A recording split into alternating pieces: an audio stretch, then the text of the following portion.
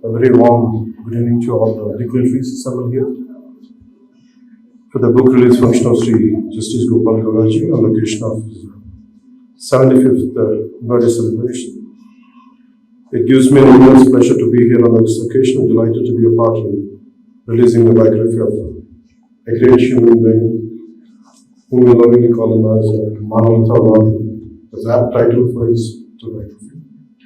And I would like to convey my heartfelt namaskars to Honorable Sri Justice and Santosh Hegde, former Lokayukta of Karnataka and former Supreme Court, Judge of Supreme Court of India. And my heartfelt namaskars to Honorable Justice Sri Vicky Patnaik, former Judge and Supreme Court of India. Honorable Justice Sri Sudhindra Raji, former Judge and High Court of Karnataka. My heartfelt namaskars to Sri H.K. Patil, Minister for Law and Parliamentary Affairs, Legislation, Tourism, Government of Karnataka. My heartfelt namaskars to Honorable M. Seshadri, Senior Advocate, High Court of Karnataka. My heartfelt namaskars to Rajan, Political Secretary to Government of Karnataka. And Sri Yaman Gopalji, General Secretary for the Station Committee. To all the senior advocates, members of the Law Council, advocates, their families, public and media brothers and police, a warm good evening to all. Ellarigu namaskar.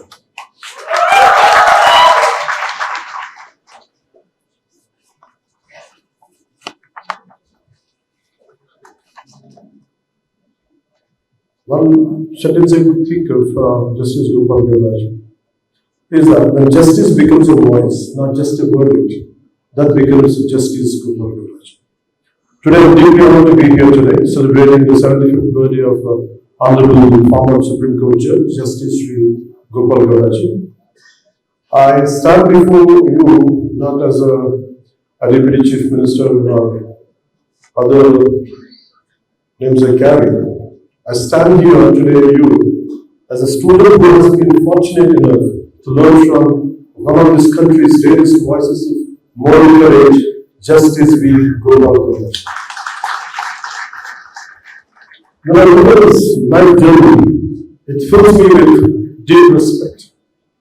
Born in a small village called Pedulu in Chintamani region of Kolar district, from a humble family, he rose to sheer dedication and integrity.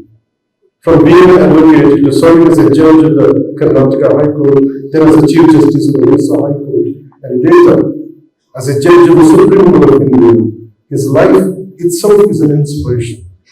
It shows us that one, honesty, hard work, and commitment to justice can achieve.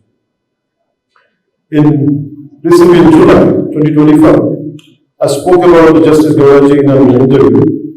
When I said that Justice Gauraji is not just an inspiration, he is my mentor.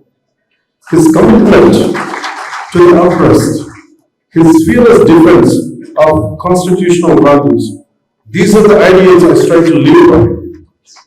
It is because beyond being a former judge of the Supreme Court, he is a man who has dedicated his life to the voice of the voiceless. Justice Gopal Gauraji has always extended his support in crucial people's movements, whether it was the Malamala Union issue or the Amaravati farmer struggles, or when we formed the Joint Fact-Finding Committee to understand how central funds were being utilized by the state. He participated voluntarily, sharing his knowledge and helping us present facts in the right way. He offered a rightful judicial guidance that help us to examine the constitutional obligations, the denied promises, and the center's accountability under the AP reorganization. He showed us that truth is not just an emotion, it's a process, it's evidence, it's courage wrapped in facts. With his support, our fact-finding committee was not just a political tool, it became a document of justice and a mirror to the facts. What we learn, mainly from the key words from him is, governments may change, but the duty to the Constitution never changes. And the duty is not to please governments, but to protect citizens from the misuse of power, whoever wields it. Justice Gopal Kalyan, your life and words reminds us that true patriotism is not about political alignment, but about institutional courage and moral conviction. You have taught us that we must govern with conscience, judge with courage, and serve with integrity because, as you beautifully put it, the Constitution is not just a document, it is a sacred trust placed in our hands. We are deeply grateful, sir, for your wisdom, your clarity, and your unwavering faith in the spirit of our Constitution. Your words continue to inspire us to build a democracy rooted in courage, compassion, and balance.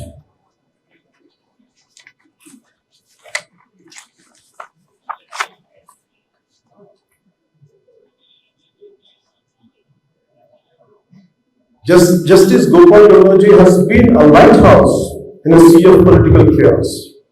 He is a proof that retirement does not silence responsibility, that a judge may leave the bench, but not the battle for justice. That is why we fight. Our fight is not about power, it's about restoring trust in public life, it's about bringing dignity back to governance, it's about ensuring that the law protects the weak, not just the powerful. That's what we all stand for. That's why we stand by Justice Gopal Kalyan.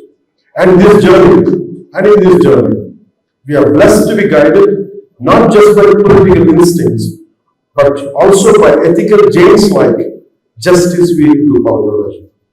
Finally, I would like to sum up in a few words. I draw strength from his words, I draw clarity from his wisdom, and above all, I draw courage from his life. Let us carry that spirit forward. Let us build a society where justice is not feared, but felt.